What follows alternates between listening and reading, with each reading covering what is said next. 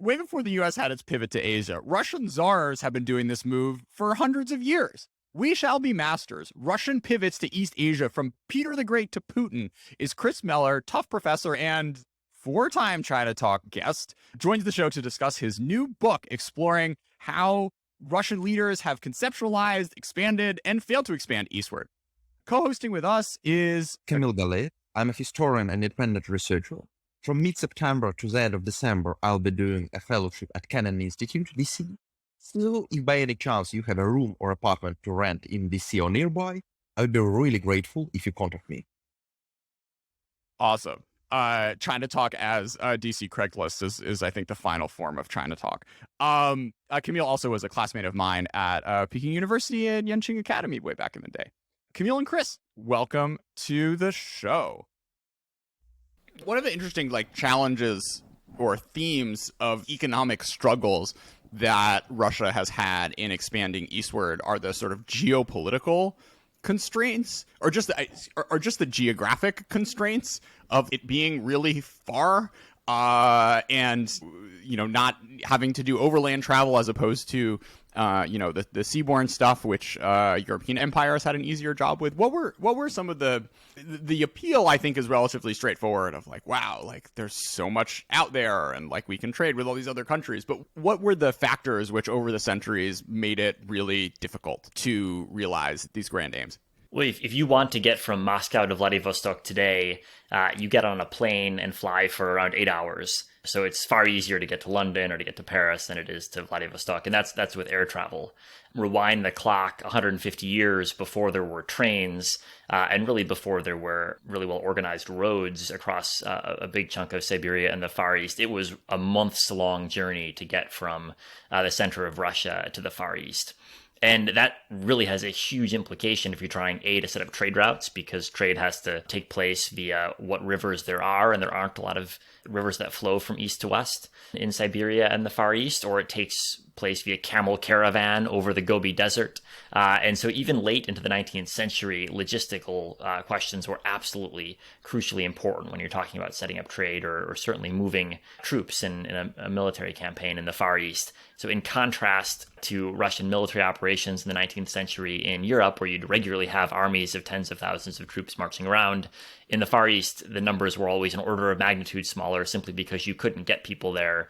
And if you got them there, you couldn't equip them with the supplies they needed. So it was always a huge challenge just to exercise the state's power in the region. I want to start with Alaska, Hawaii, and California, which are not, when you first think of Russian expansion, where your head goes. Maybe folks remember in AP history that America bought Alaska from Russia at some point. But if you drive up Route 1, you will hit this Russian fort, which, Chris, as you relate, had some real dreamers behind it, but ultimately was a pretty dramatic and disastrous failure. So what was driving the Russian expansion to North America, and how did it end up panning out? The initial factor pulling Russia into North America was the fur trade, which today we don't think much about the fur trade because it's not popular to buy fur coats. But in the 18th and 19th century, it was very popular to buy fur coats. And China in particular was a huge consumer of fur. And the place you'd get fur was from the waters of the North Pacific, both in contemporary Russia and the islands in the Pacific, but also across the Bering Straits in Alaska. And so Russian fur traders were pulled into Alaska in large part because they initially drove a substantial portion of the fur-bearing animals in today's Russian waters to levels near extinction. So they had to find new areas of fur, and Alaska was a natural place to go. But once you arrive in Alaska, you face the dilemma of how do you feed yourself? Because you can't grow a lot of food in Alaska.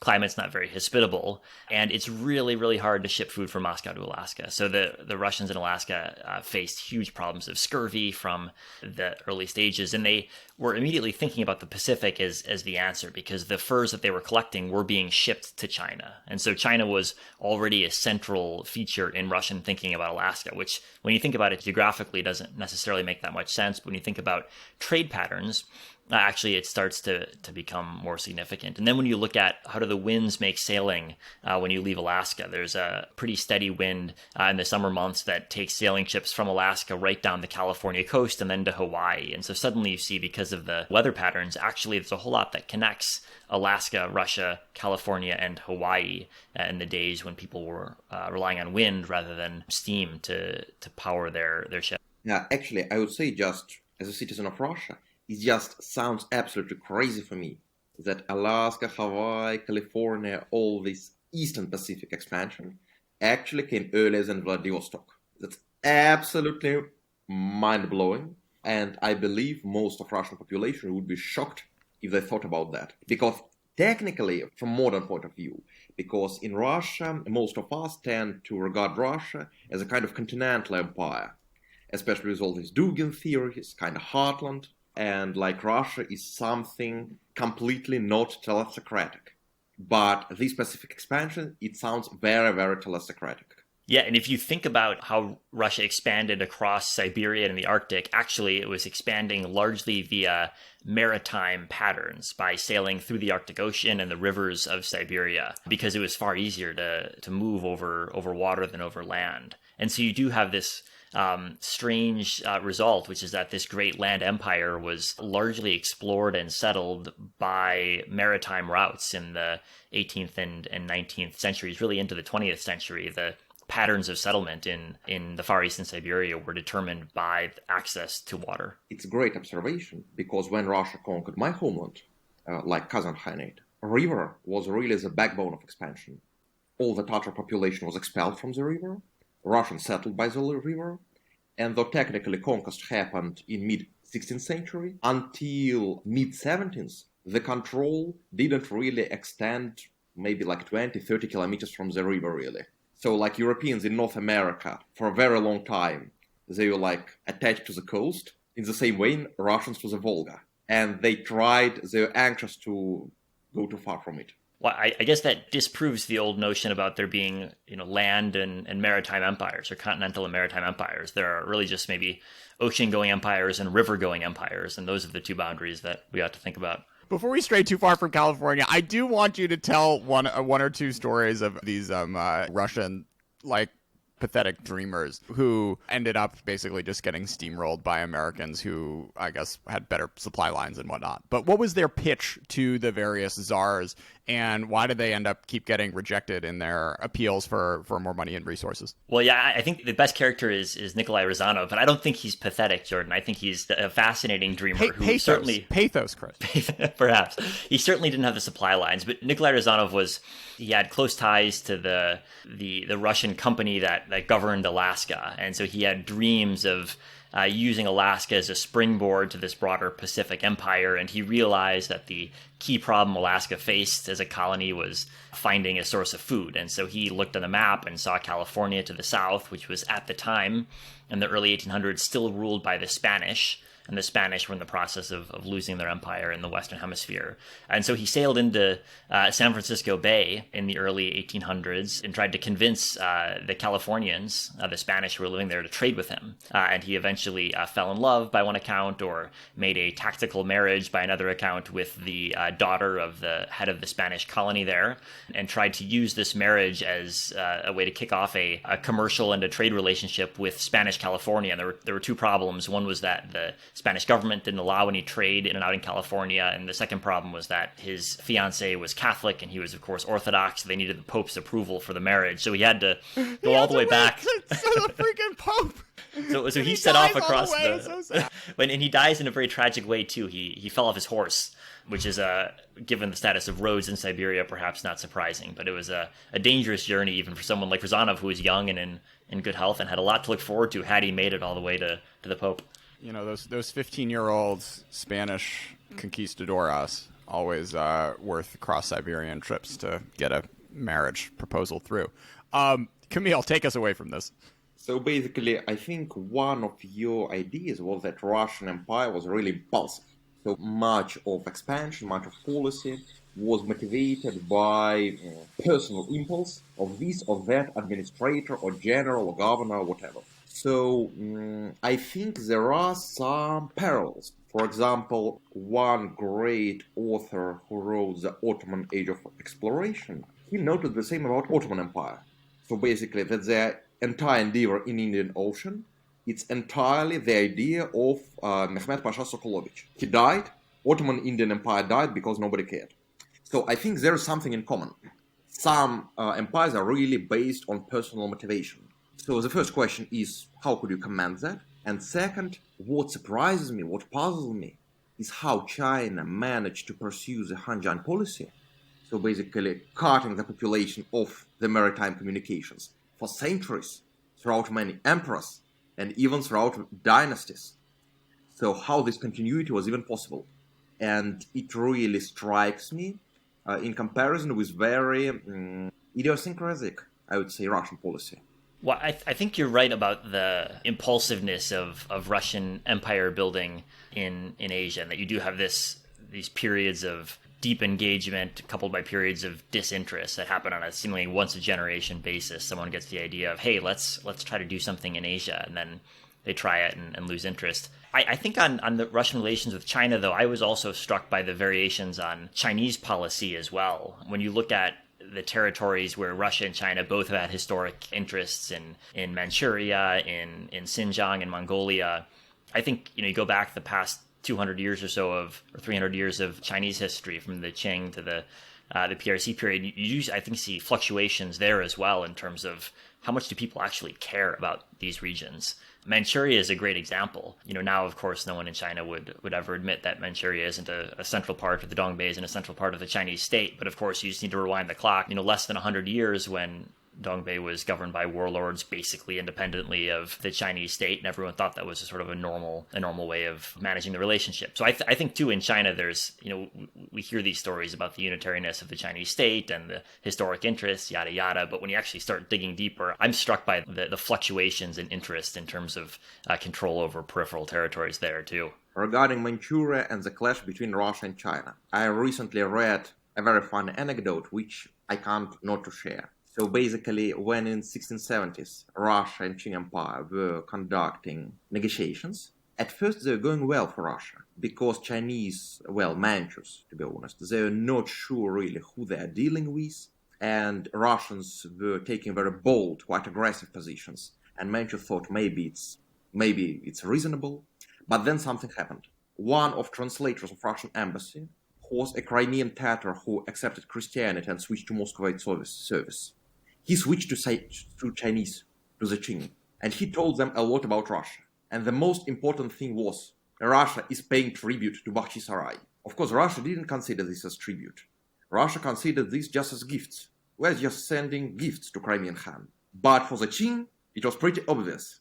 Like, you guys are not sovereign.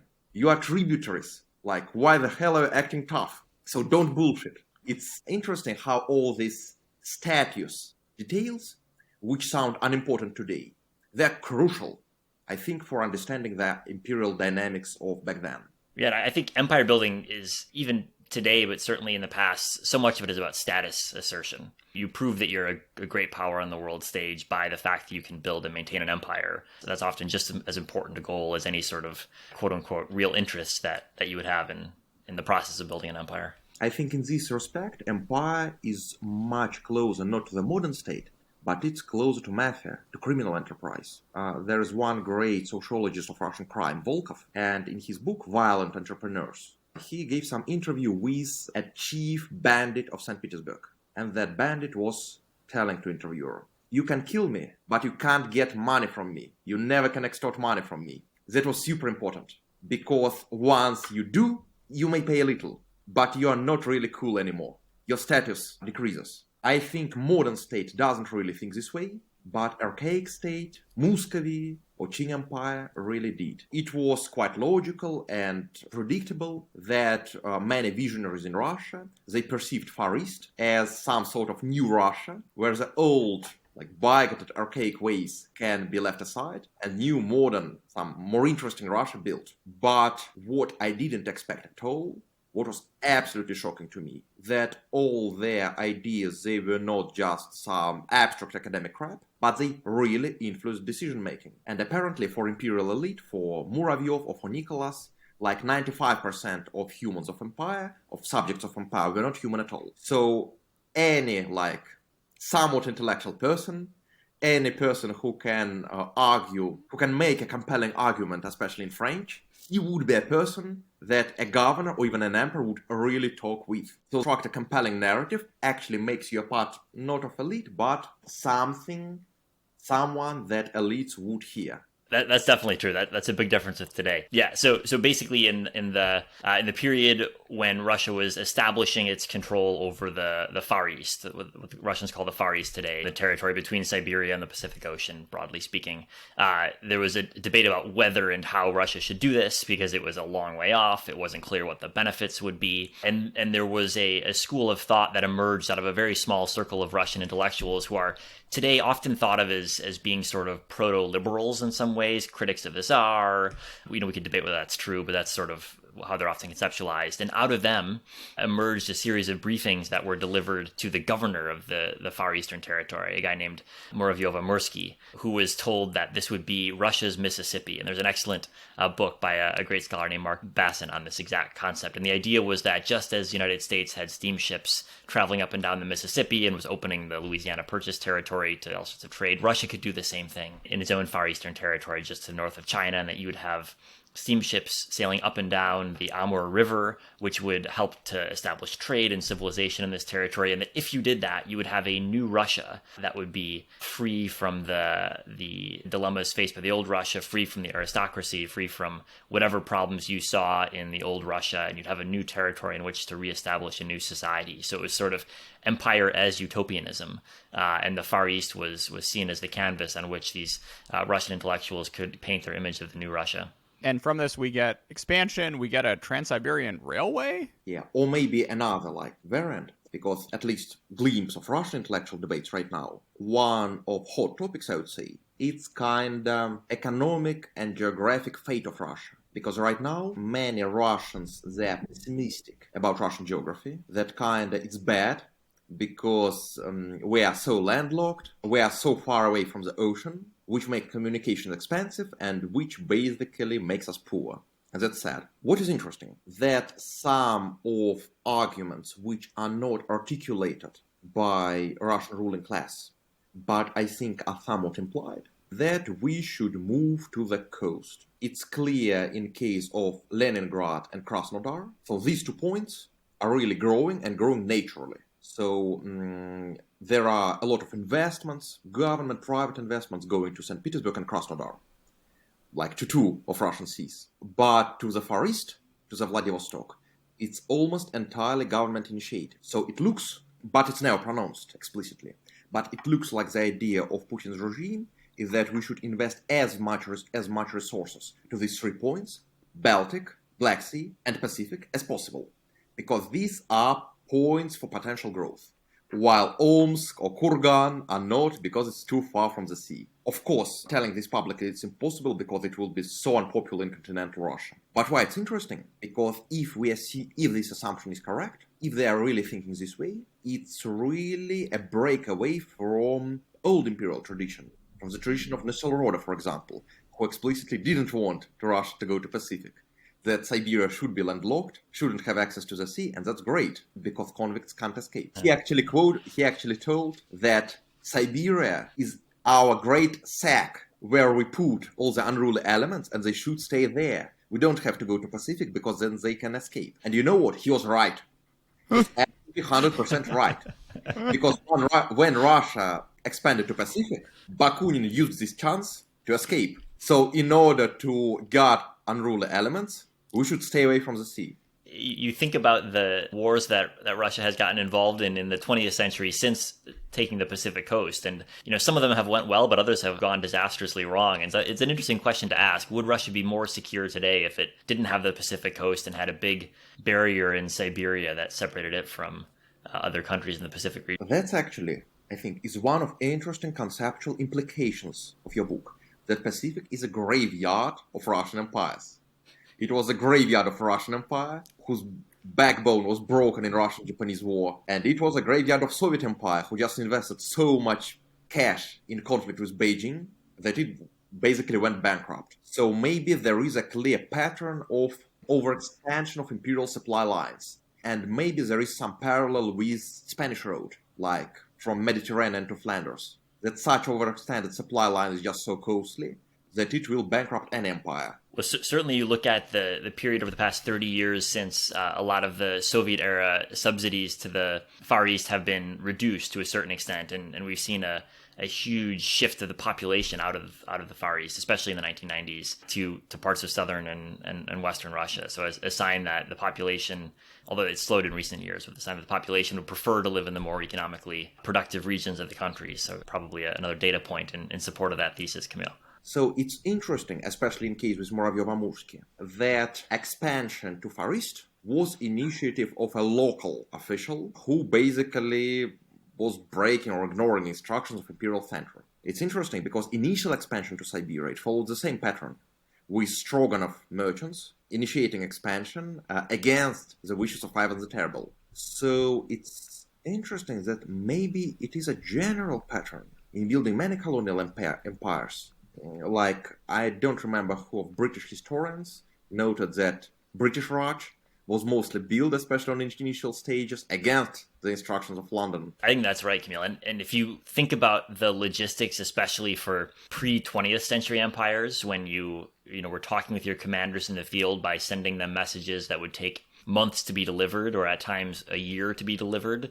When the Russians wanted to send a message from St. Petersburg, the capital of the Tsarist Empire, to Alaska, they would often sail it around South America, through the Atlantic, around South America, and up to Alaska. So, it wasn't the most effective command and control structure. And although things have gotten better in recent decades, I still think there's plenty of reason to expect that there's gaps between what the Kremlin wants and what commanders on the ground are doing.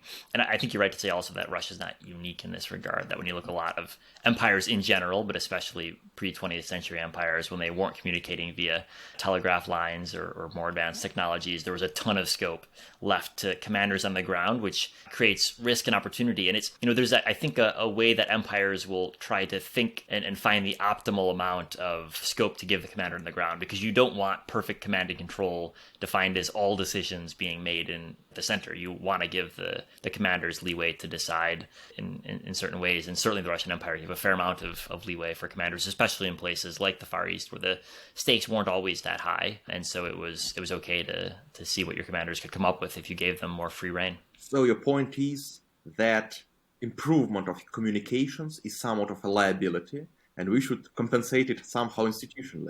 Well, certainly there were institutional ways to compensate in the past when communications were less bad, which I think you saw plenty of. I mean, why didn't this guy just forge a letter from the Pope? That's really what I don't understand. So how did Russia sort of bang against Qing China? What were some of the flashpoints? What was the overall thesis, and how did it end up turning out? The Russians had relations with the Qing in various ways, dating back a couple hundred years, but it was really in the 19th century when the Russian Empire started to have a real footprint in the territory of the Russian Far East and also along the border of contemporary Xinjiang. And so there were two different ways that Russia began really seriously to interact with the Qing. One was by taking the territory that's now the Russian Far East. Russia took territory that the Qing thought was its own territory. And so this is kind of a sore point to this day. The land around Vladivostok, for example, it seems like there's pretty good evidence that the Qing didn't really have good control over it, but they thought it was their own. And so this was a thing that the Qing didn't like. And it was happening right around the time that China was facing more and more pressure from other European powers, the British and the French. And so there's actually we often forget in our contemporary retelling of the Second Opium War, but it coincided with Russia's kind of final assertion of authority over the Russian Far East. And although our narrative and China's narrative today about the sacking of Beijing at the time is a story of kind of the British and the French misbehaving, the Russians were there too, actually, which is, I think, something that's important not to forget, both because it puts the Russians there as imperial powers pushing against China, but also because the Russians were looking at the British marching on Beijing saying, hey, wait a minute, this is kind of worrisome. What if the British actually get there first and lock us out somehow, or even turn China into a power that has to be subsidiary to the British. So there was a broader sense of imperial geopolitics going on there. And as Russia expanded its influence in Manchuria over the course of the 19th century, and Manchuria became basically a colony of Russia, by the end of the 1800s, the Qing had to more or less accept it. And so you had the policy of Li Hongzhang and others in the late Qing basically more or less welcoming the Russians in as the least bad option that the Chinese faced. I do want to talk a little bit about Xinjiang because it was not baked in that it would end up under Beijing's control. How were their successive Russian governments thinking about to what extent they actually wanted that part of the planet? Yeah, if you think about how Russia expanded its influence into the territory we today call Central Asia, so the non-Chinese portions of Central Asia, it was really a process that accelerated in the middle of the 19th century. And like in the Far East, it was a process that was driven as much by generals on the ground as it was by sort of a grand strategy in St. Petersburg. It wasn't the case that Russia kind of put a stamp on a policy document that said, we must take over Central Asia. It was rather a series of steps that ended up with Russia annexing most of Central Asia. And as part of that process, Xinjiang was always on the table as a place Russia might push into. And indeed, by the middle of the 18th century, Russia had consulates in a number of cities in what I'll call Qing Xinjiang, from Kashgar and others, which could have just been consulates, or they could have been beachheads for further imperial expansion. And it wasn't clear at the time what they would be. And when you think of logistics at the time, although it was a very long way from Moscow to, say, Kashgar or Moscow to Urumqi, it was also a really long way to Beijing. So it wasn't at all clear that the Russians had worse logistics in terms of supply lines than the Qing did. And of course, the Qing Empire in the 19th century faced, especially the late 19th century, faced a series of crises. The Taiping Rebellion, rebellions in Yunnan, the various wars with the Europeans. And so if you were going to cut off one piece of Qing Empire territory that was low value and hard to control, Xinjiang probably would have been it. And indeed, by the end of the 19th century, I think you could argue that Qing control over Xinjiang had really dissipated relative to what it had been 100 years earlier. And there were a number of Russians who said, well, the Chinese control is declining, Russian influence in the region writ large is rising, why not grab that too? But it seems that Russia is consistently refusing to expand to Xinjiang, refusing in imperial times, refusing in Stalin's era. So it's really unusual for me that Russia is refusing to annex something when there is clearly a chance. Yeah, I think it has to go back to the fact that everyone agreed that Xinjiang was Chinese territory. Whereas if you were going to annex, Bukhara or annex the Khanate of Kokand right across the border, no one was going to get too angry at you. But if you were going to grab Xinjiang, that would mean the risk of a war with China.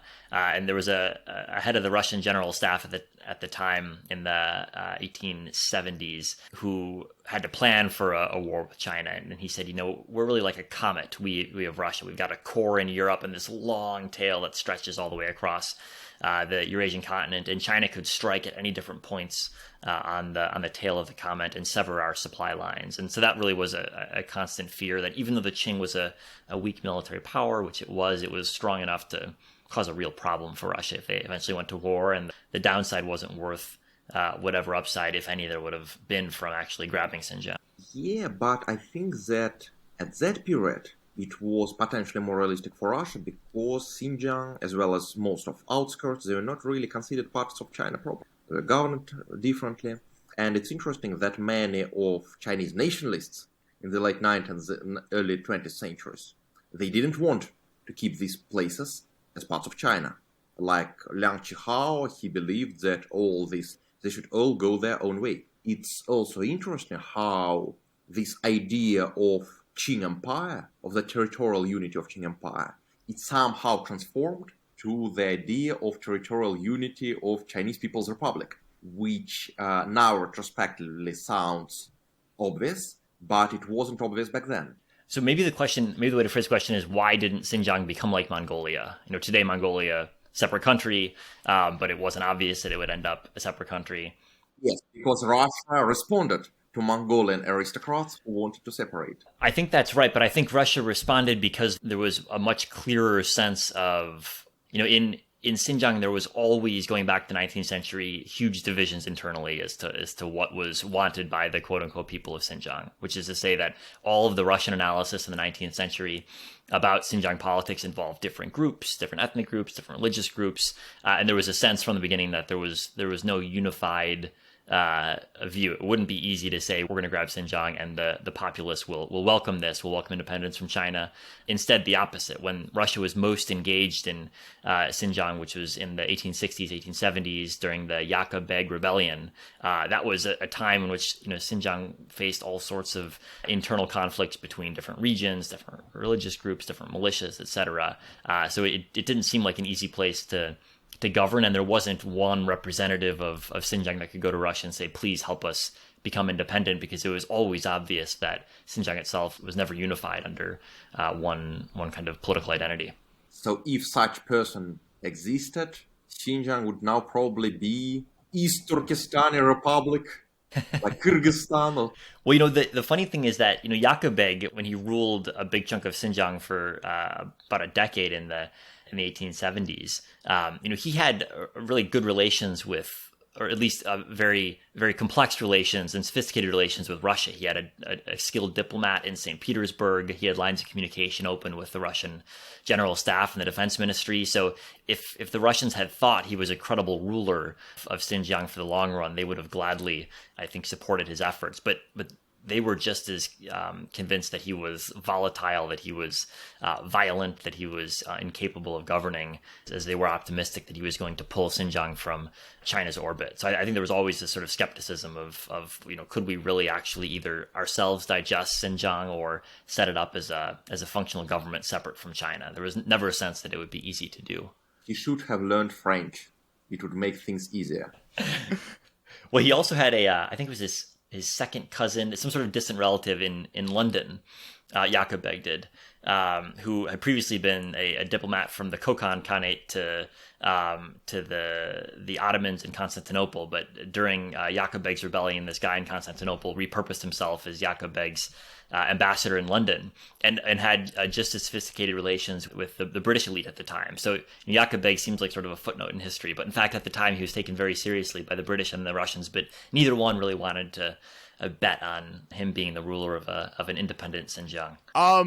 All right, we get a Russian Revolution. I didn't see a ton of Lenin in your book, Chris. What did he think about all this stuff before we jump into the S-Man? Well, Lenin was only in power for, half a decade at most, because he spent the first couple of years trying to consolidate power. They didn't really win the civil war in Russia until 1921, and then he had health issues kind of immediately thereafter. So Lenin, despite being sort of the figurehead of the Soviet state, really only had a limited chance to put his own image on the Soviet state. And so his own views on these issues actually didn't really have time to be fully developed. But what we certainly can say is that although this early Soviets thought that the revolution was going to happen in the most advanced economies. In fact, there wasn't a revolution in France and Britain, and there were a couple of small revolutions that all failed in Germany. And so by the early 1920s, there was a pretty strong consensus in the Soviet leadership that it was time to look elsewhere for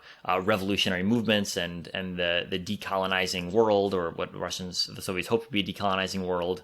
It seemed like a place to start. And so China was a place that had a revolutionary movement in the Kuomintang, perhaps a different type of revolution, but nevertheless they used the word too, so it seemed positive.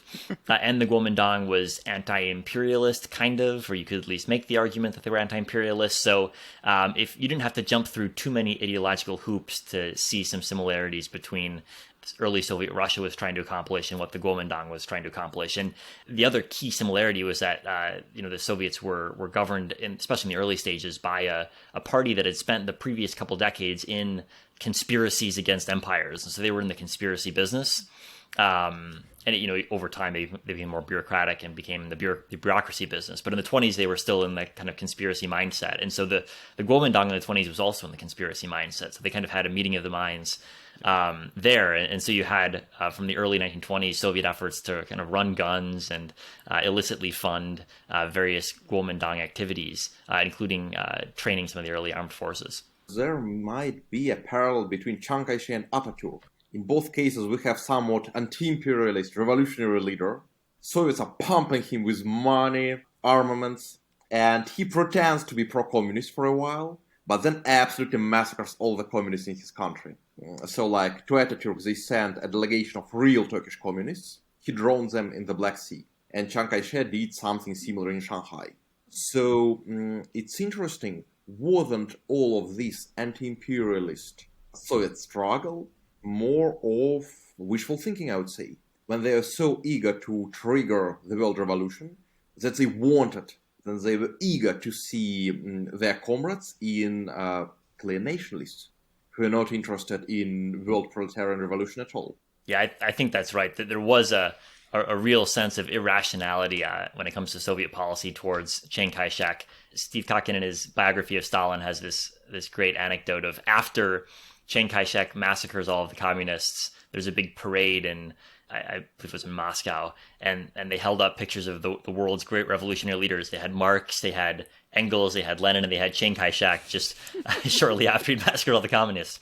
And it was somehow possible to kind of keep that fiction going for a while until, by 1927, 1928, it finally becomes a bit too obvious that Chiang Kai-shek is into revolution, but his own type of revolution, not the type the Bolsheviks were hoping for. Your book, it unraveled one of the real mysteries I had reading Chinese history of Stalin's, relationship to 1930s and even into 1940s, the Chinese Communist Party, of being very reticent to embrace the potential that the CCP could win, and constantly telling Mao to chill out, take it slow, don't fight too much, we're not going to give you as much money as you want and whatnot, because as you argue, the 20s and into the early 30s was he got absolutely burned. So aside from the point we talked about of Chiang Kai-shek killing everyone in Shanghai, what massive East Asian backfires did Stalin have to stomach in the 20s and into the mid-30s? Well, I think the big thing was really Manchuria, which was the centerpiece of the Czars' Pacific Empire or Asian Empire. The Czars had controlled the railroads and controlled the entire economy of Manchuria up to the Russo-Japanese War, and even thereafter was a big player. And the Soviets basically inherited that from the Czars and wanted to keep it, although they also wanted to be anti-imperialist at the same time, and so that was sort of a dilemma.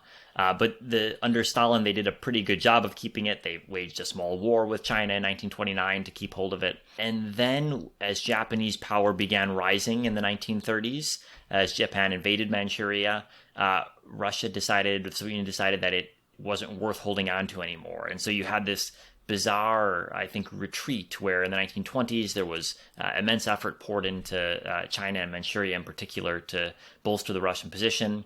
And then by 1930s, the decision was made, actually, maybe this isn't worth all that much. And so the Soviet Union basically withdrew from Manchuria to the extent that even when it defeated the Japanese militarily at 3 different occasions in 37, 38, 39, right before the outbreak of World War II, it decided not to use its military advantage to do anything. It just kept the border basically where it had been. And so I think this was also a big downgrading of Russian imperial ambitions at the time as well, from the forward policy of the 1920s to a much more cautious policy of the 1930s, which is only, I think, explainable by the fact that Stalin felt burnt by his over-optimism of the 1920s.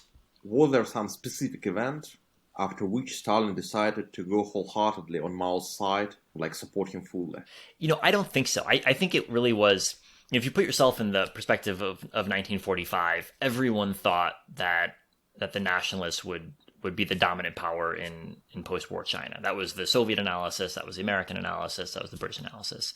The communists would play some sort of role, but no one was expecting Mao to take over.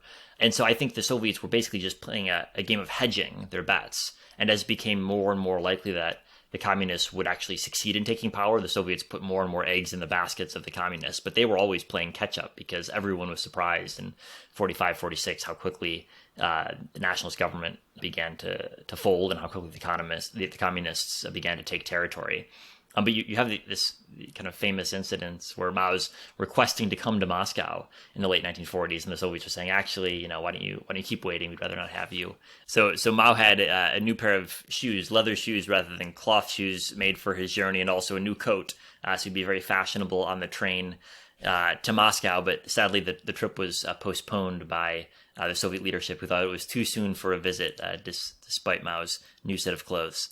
But I think that the point of all this is to say that the Soviets didn't have a grand plan to back Mao. They were just following events at kind of after they were happening, and so that they were updating their likelihood that Mao would win. And as it became more and more likely that Mao's forces would win, they became more and more willing to bet on the winning horse.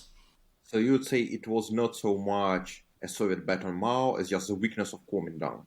I think it was a mix of both. I mean, certainly the Soviets were open to Mao winning from the immediate post-war period. They weren't opposed to that by any means, but nor did they think it was the most likely outcome. So they weren't going to put all of their bets on the communists winning. They presumed that the nationalists would hold on, and so that they had to, as a result, have decent ties with the nationalists. It's interesting. I read, I believe, in another book that Mao was actually proposing to divide China between himself and Chiang Kai-shek. Like the north, where would the dividing line have been? The north to Mao and the south to Kuomintang. And that would be interesting if really Beifang and Nanfang, for the first time in God knows how many years, would become politically separate. Well, it's funny. I think from the perspective of today, that sounds absurd. I was struck by reading documents from the early 1920s, the extent to which South China was treated by everyone, Chinese and foreigners alike, as a sort of politically distinct unit within China, and such that you could talk about South Chinese politics as being a kind of a self-contained unit, which today I don't think computes in any sort of meaningful way. But there was a period in the early 1920s where South China really was seen to have its own political dynamics. Yeah, it's interesting. About the thing about Taiping Rebellion, which basically was triggered by Hong Xiuquan failing to pass imperial exams, was that, as far as I understand, Southerners had far less chance to pass them because the quotas on the south were less. So if this assumption is true, it seems there was some systematic discrimination of Southern Chinese in imperial China.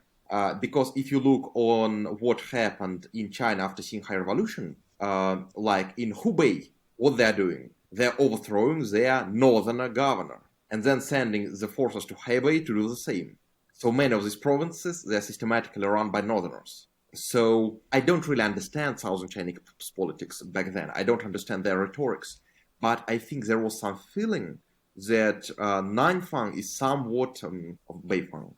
Well, particularly for the Qing Empire, right? I mean, they don't care about these Han folks. Yeah, and by the early 20th century as well, you've got the economic dynamics are also quite different in at least the coastal regions versus inland. You look at the coast of southern China, which is becoming more and more integrated into the global economy, trading with Southeast Asia very extensively. So there's an economic basis too, I think, for the divergence. So let's come back to Xinjiang. How did Stalin, end up settling that with Mao?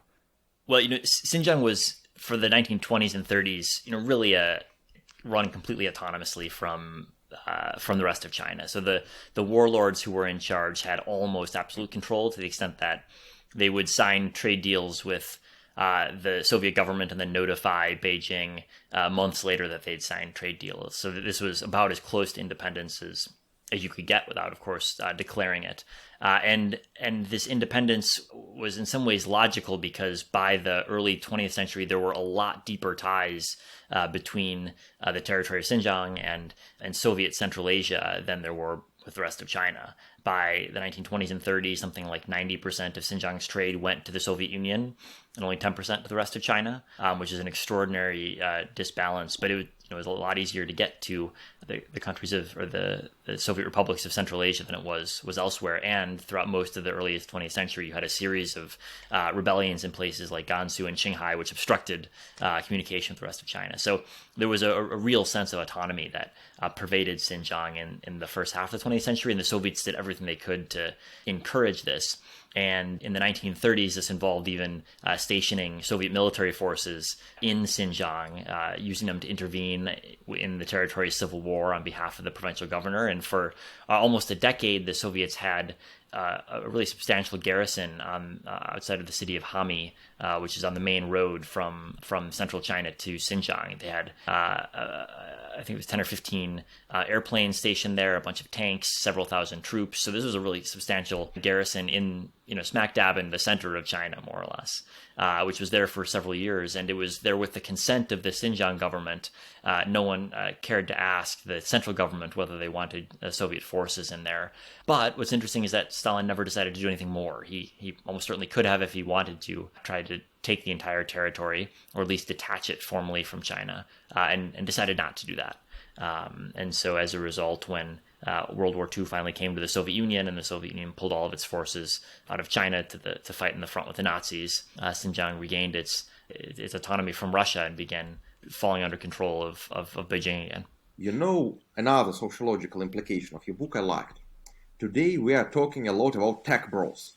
All these smart autistic guys from like Amazon, Facebook, Google, who have huge disproportionate influence on, everything in our society, globally.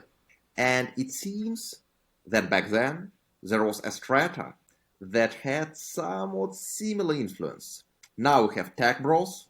Back then we had railroad bros. I think that, Camille, is 100% right. Railroad Bros is a book that ought to be written. But I think there's something serious behind that, which is that railroads brought out and made necessary new forms of corporate organization. You had to make sure the trains ran on time, which means you had to make sure you had schedules and you had complex accounting of which train car is going where.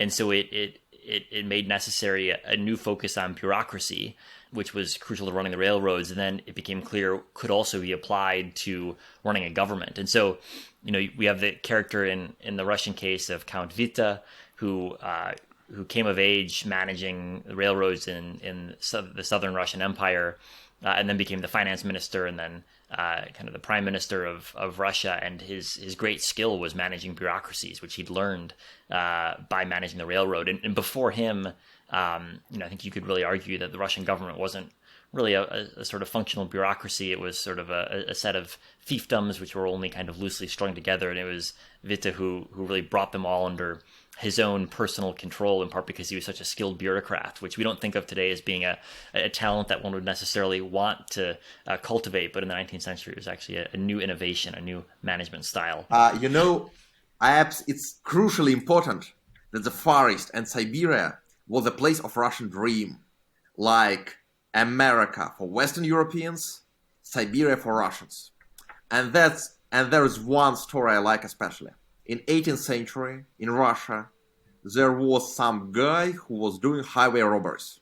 So after some time he got caught, they beat him with a whip, they tore off his nose with hot iron, and they sent him to a small Siberian town to spend a life in exile.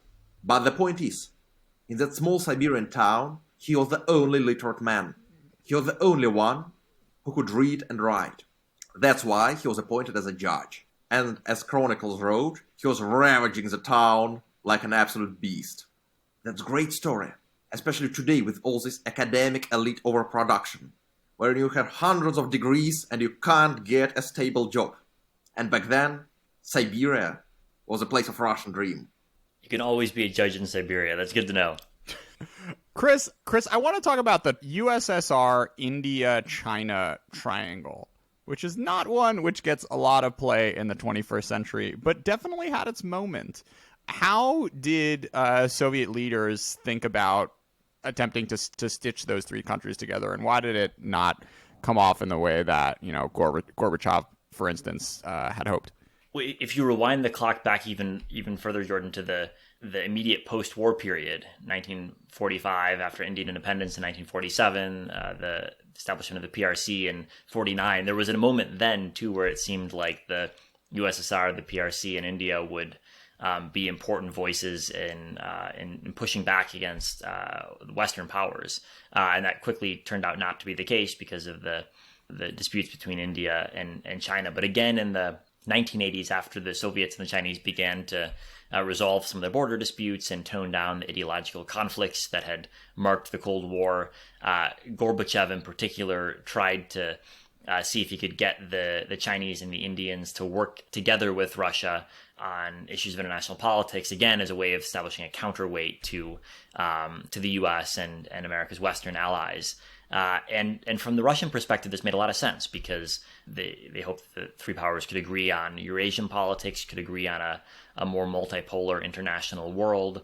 But the challenge was always, what was the substance of these three countries going to actually look like, and could they focus on whatever substance they found rather than on the issues that divided them? And the Indian-Chinese conflict was always extraordinarily difficult to get over. Not only the specific border conflicts, which obviously are back in the news nowadays, but also the question of status, whether India and China would see themselves as equals, or whether China would see itself as a notch above, given its nuclear capabilities, which at the time India didn't have, and just the general perception that China was a more sizable power. And so the Russian effort to maneuver India and China into this Eurasian alliance of sorts was disappointed in the 1980s, but that dream never really died. And today there are a lot of people in Moscow who would like to try to resuscitate that type of India-China-Russia entente. Again, I think that the key problem is the India-China relationship doesn't make it possible. In India, although it's very happy to have good ties with Russia, and it still does have quite good ties with Russia, it doesn't want to see itself at all as part of a grouping with China, especially a grouping where it would be potentially a second-tier player.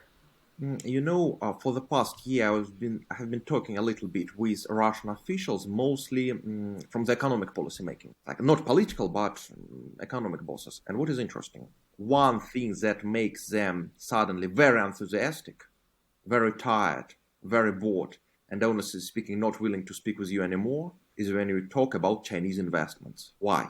Because for political reasons, China tells a lot to Russians about potential investments it will make.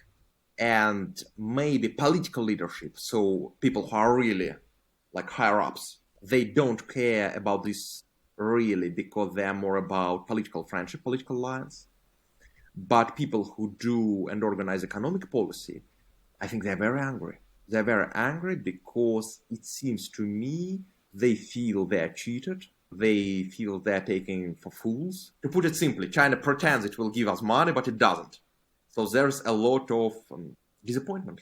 Well, it's interesting. For a long time, I think the debate was not would China invest, but would Russia let China invest in key sectors like energy, where there were perceptions that Russia wanted to make sure that the key investors in energy, for example, were Russian, and so there was some amount of state confidence that it could have control over those assets. But now it seems like the tables have turned, and the question, if you're right, Camille, is why hasn't there been enough investment, or why haven't the promises actually been met?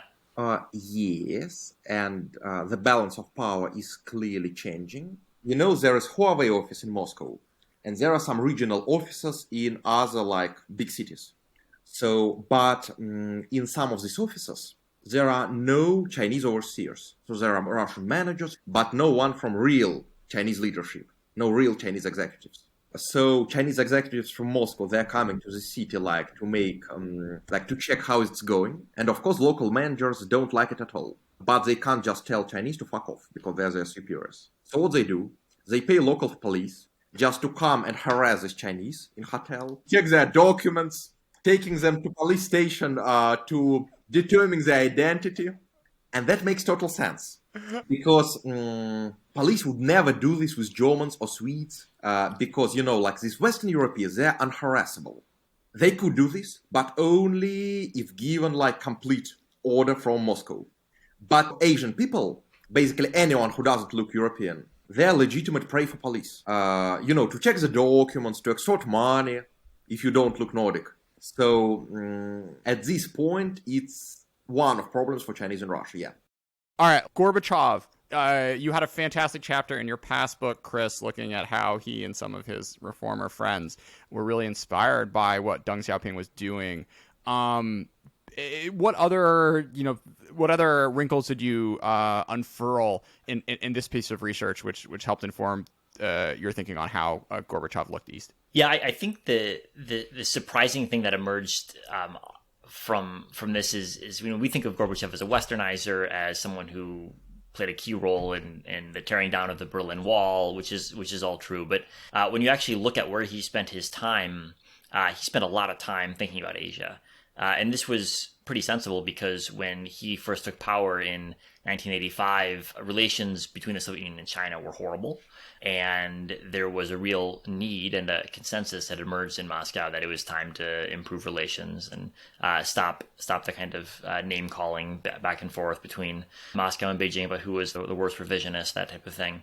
And so there was a real effort given to making Russia a relevant player in Asia. And step one was seen as be a need to improve relations with China. But then step two was a whole other set of relationships that the Soviet Union had more or less ignored. So Japan, which had been seen as kind of a Cold War rival, Gorbachev made a real effort for a time to resolve the territorial issue with Japan, the islands that were disputed after World War. Two, with Korea, which of course Russia didn't have any diplomatic relations with until the end of the Cold War, which today I think we often forget about. But when you actually look at the map of Asia and rewind to 1985, it's pretty clear that Russia the Soviet Union at the time didn't have very many functional relationships at all in Asia. The relationship with China was non-functional, with South Korea was non-existent, North Korea obviously its own strange dynamic. And so Gorbachev said, we need to find a way to revitalize this. And he tried hard to do so. He opened relations with South Korea, for example, and he started a dialogue with Japan. But really the only major success, I would say, was in restarting the relationship with China and in visiting Beijing, which he did in May 1989. Pretty dramatic visit, if folks will recall. This happened during Tiananmen. I did find it really interesting where, like, Sakharov and lots of other, left-leaning folks were calling on Gorbachev to actually criticize Deng for what he did in Tiananmen Square, but he was, very adamant that he would hold the line and not make the sort of statements that were coming out of Western capitals. Yeah, and if you think about it from today, I think it's easy to sort of read Gorbachev as just being sort of a realist, saying, well, it's too bad, but we need to kind of keep focused on our relationship with the Chinese government. But I think it's even more complicated than that, because in 1989, right after Tiananmen, Gorbachev was facing his own domestic discontent, which was rising. You started to have the early independence movements from some of the Soviet republics. And so it seems pretty clear that no one in Moscow would have ruled out the possibility of a Tiananmen-style application of violence by the central government. Not that was ever on Gorbachev's mind as something he wanted to do, but I think it's also something that people didn't think was impossible.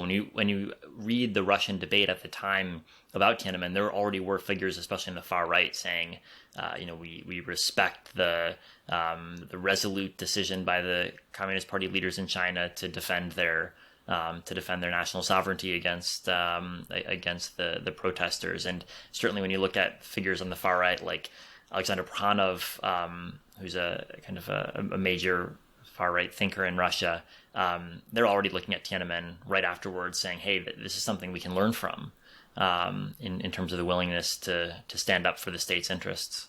Well, that's pretty nauseating. So maybe Deng Xiaoping just wanted to give Gorbachev a hint? I think there certainly was a sense that already in China the interpretation was solidifying that Gorbachev was too weak, too soft, and sort of the sort of Xi Jinping gloss on Gorbachev, which is that Xi has this great speech where he says no one was a man. That's his phrase. No one was a man. No one came out to resist when the Soviet Party, Communist Party, was collapsing. And I think already under Deng and the elite in the party at the time, there was a sense that was the problem in the Soviet Union, that Gorbachev just wasn't willing to stamp out the threats. Is it really important for debates, for identity, for policy of Chinese Communist Party? Is it really important to avoid the fate of Soviet Union, of the Communist Party of Soviet Union? Like how far, how often, how frequently this idea is even... Well, I had the great opportunity to participate in a conference in China in 2017 on the 100th anniversary of the Russian Revolution, which I thought was a fascinating discussion because, of course, the Russian Revolution was a formative event in the history of Marxism-Leninism, but, it didn't end up the way that China would like in terms of the collapse of the Soviet Union. And so I think there is an interesting ideological dance that one has to play around the collapse of the Union. You have to find something to blame it on that's not inherent in the ideals that were in the system in the first place. And I think the concept of color revolutions has been an easy thing to sort of describe as causing the collapse of the Soviet Union. That sort of fits with Russian discourse too. You've got external forces, you've got nationalist sentiment, and you put them together and you can kind of tell an external story that doesn't implicate the core of the system. You know, Chadaev, a Russian philosopher, he wrote that Russia probably exists to give some lesson to the world, to serve as example, some idea. So maybe that was the purpose of Soviet collapse, to give Chinese an idea how to preserve their empire. I think that the Chinese Communist Party has certainly learned the lesson. Whether the right lesson or not, I'm not sure. They've learned a lesson. I want to close with Afghanistan. How does the story of Russia's involvement with Afghanistan relate to your thesis and, I guess, echo today? You know, I think the really crazy thing about the Soviet intervention in Afghanistan is the extent to which we've now got, and this is not my research, this is the research of other historians, got pretty good sources that show that the decision to intervene was made by a really small number of people, just a handful, and that most of the rest of the Soviet leadership was sort of at best surprised and at worst horrified with the decision as it was taking place. So it was seen at the time to be something that probably wasn't a good idea. And the fact that it lasted for so long was something that I don't think was endorsed by most of the Soviet elite either. And so in some ways, I think it's the easiest explanation for the Soviet invasion of Afghanistan is that it was sort of an error that was only made possible by the fact that decision-making was so vague, but held in the hands of a small number of people who didn't even have a formal decision-making process. And I think I would sort of put that personalized explanation for the intervention close to the center of any explanation. What does it mean in the long run? I mean, I guess we've been hearing a lot about the graveyard of empires and stuff like that the past couple of days, but that's probably, I think, the wrong framework to look at it, because when you sort of zoom out past, the 1980s and 1990s and put Afghanistan in the past 200 years of history, I think it does take on a much different hue rather than just sort of the easy role it plays in our morality tales about how it led to the collapse of the Soviet Union and is leading to the collapse of the American empire today. I think that's probably not the most, not the right lesson to draw.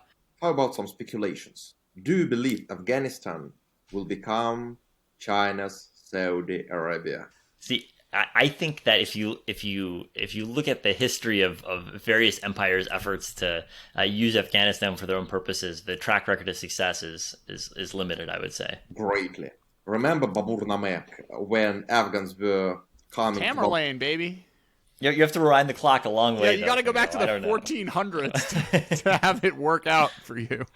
I don't know. My take on that, Camille, is like, I think, speaking about learning lessons from the Soviet Empire, right, of modern day Xi, like, there are plenty of places where if Xi wants to kind of play in his near abroad, he can, that are much more sort of hospitable or much more promising than like some mountains of rare earths, I guess. And, if he needed any extra sort of underlining of the pain and challenge that would come in deepening engagement with Afghanistan, I think the airport bombing of last week is enough for, to scare the wits off of any sort of mid-level Chinese official who's writing out some sort of plan for a great, Obor 2.0 into Kandahar province or whatnot. It's just the cost-benefit analysis for Beijing just does not seem to be there at all for a real effort to deeply engage with Afghanistan, particularly with the Taliban-run Afghanistan. It seems to me that the basic difference between, let's say, Chinese economic imperialism and the one of the West, or almost non-existent that of Russia, is that the Westerners or Russians, if they do some development project abroad, they wouldn't fucking shut up about it. They would be constantly advertising it non-stop, 24 hours, 7 days a week. Meanwhile, Chinese, they're doing huge infrastructure projects in very inhospitable regions like Balochistan or stuff, and don't advertise this at all. So you just see like some plants being constructed in like Pakistan zone of stripes or stuff, and they're doing it in very adverse, very bad conditions, with the workers carrying weapons because they are expecting an attack from tribesmen any day, and they don't advertise it. That's really interesting. I would even say that it looks like China is a modern state in postmodern world. Ooh, looking forward to that column, Camille. Chris and Camille, thanks so much for being a part of China Talk. Thanks, Jordan. This is fun. Yeah, thank you, Jordan. На границе тучи ходят хмуро, край суровый тишиной объят. У высоких берегов Амура часовые родины стоят.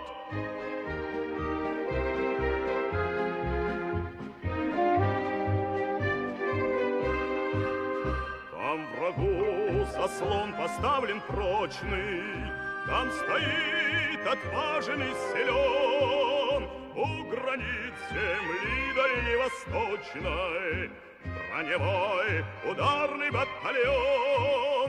У границ земли дальневосточной броневой ударный батальон. Там живут и песня в том порукой, нерушимой дружною семьей. 3 танкиста, 3 веселых друга, экипаж машины боевой.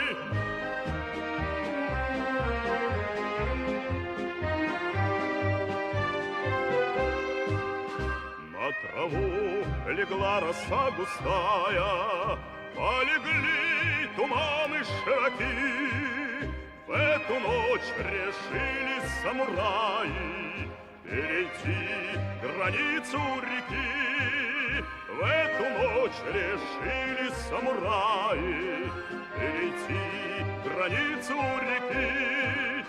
Но разведка доложила точно, и пошел командою сметен по родной земле дальневосточной броневой ударный батальон.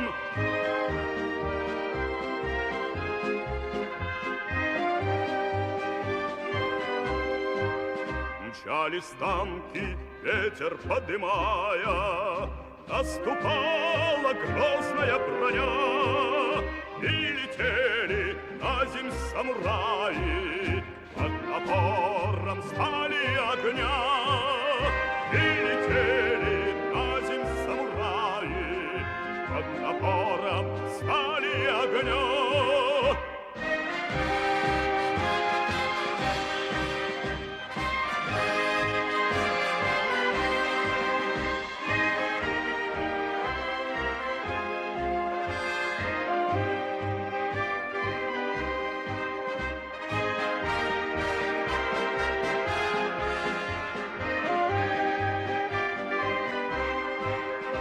И добили песня в том порука всех врагов в атаке огневой. 3 танкиста, 3 веселых друга, экипаж машины боевой. 3 танкиста, 3 веселых друга, экипаж машины боевой.